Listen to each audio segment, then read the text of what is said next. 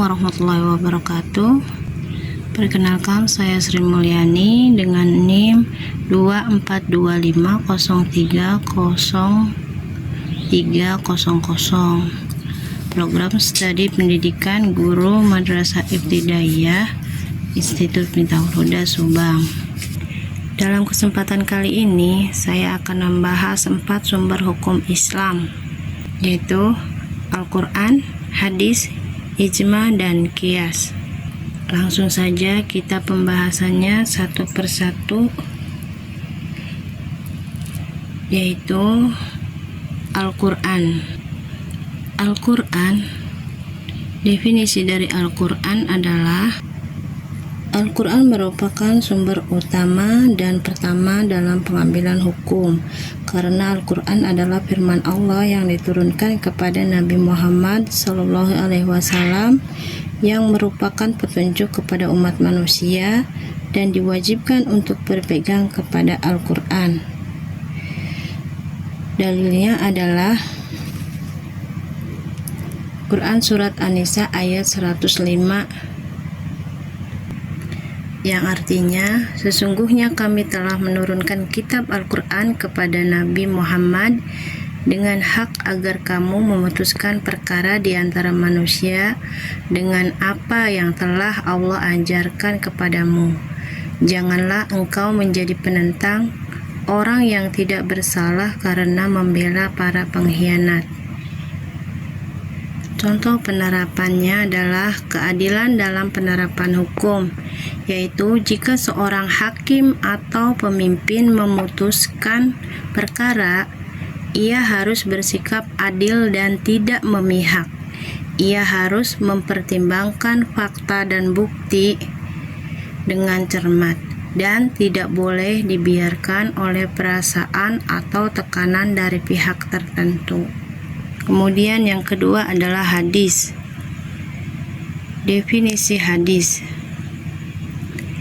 Hadis adalah segala sesuatu yang disandarkan kepada Nabi Muhammad SAW, baik berupa perkataan, perbuatan, ketetapan, atau keadaan beliau. Hadis merupakan sumber hukum kedua setelah Al-Quran dan berfungsi sebagai penjelas dan pelengkap ajaran Islam yang terkandung dalam Al-Quran.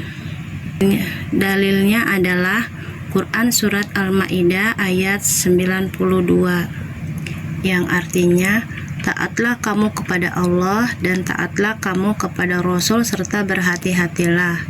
Jika kamu berpaling, maka ketahuilah bahwa kewajiban Rasul kami hanyalah menyampaikan ajaran Allah dengan jelas.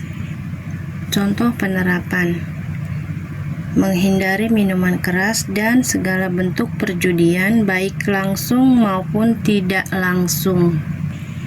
Yang ketiga adalah ijma.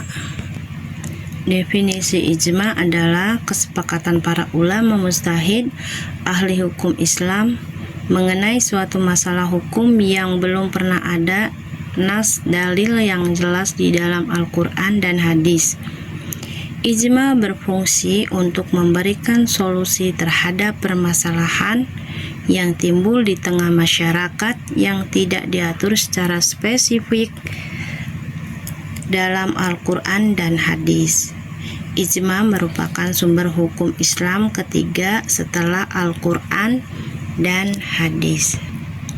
Dalilnya adalah Quran Surat An-Nisa ayat 115, yang artinya, siapa yang menentang Rasul Nabi Muhammad setelah jelas kebenaran baginya dan mengikuti jalan yang bukan jalan orang-orang mukmin, kami biarkan dalam kesesatannya dan akan kami masukkan ke dalam neraka jahanam. Itu seburuk-buruk tempat kembali. Contoh penerapan: menegakkan keadilan, berani menjadi saksi yang adil dan tidak terpengaruh oleh dendam atau kebencian terhadap seseorang. Berikutnya, yang keempat adalah qiyas. Definisi qiyas merupakan salah satu sumber hukum Islam setelah Al-Quran, hadis, dan ijma. Qiyas adalah penetapan hukum terhadap suatu peristiwa yang tidak ada nas dalil hukumnya dengan mengacu pada peristiwa lain yang ada nas hukumnya karena adanya kesamaan dalam ilat alasan hukum. Dengan kata lain, qiyas adalah analogi atau perbandingan hukum berdasarkan alasan. Dalilnya adalah Quran An-Nisa ayat 59 yang artinya, wahai orang-orang yang beriman, taatilah Allah dan taatilah Rasul Nabi Muhammad serta ulil amri, pemegang kekuasaan di antara kamu. Jika kamu berbeda pendapat tentang sesuatu, kembalikanlah kepada Allah, Al-Quran dan Rasul sunnahnya. Jika kamu beriman kepada Allah dan hari akhir, yang demikian itu lebih baik bagimu dan lebih bagus akibatnya di dunia dan di akhirat. Contoh penerapan dari qiyas adalah penerapan hukum pada narkoba. Penerapan hukum pada narkoba tidak disebutkan secara langsung dalam Al-Quran dan Sunnah, namun qiyas dapat digunakan untuk menentukan hukumnya. Narkoba dapat dikiaskan dengan khamar, minuman keras, karena keduanya memiliki ilat yang sama, yaitu mengandung zat yang memabukkan dan merusak akal. Sekian penjelasan dari saya tentang 4 sumber hukum Islam, kurang lebihnya mohon maaf. Wabillahi taufiq wal hidayah. Wassalamualaikum warahmatullahi wabarakatuh. Mimpi-mimpi karena sebuah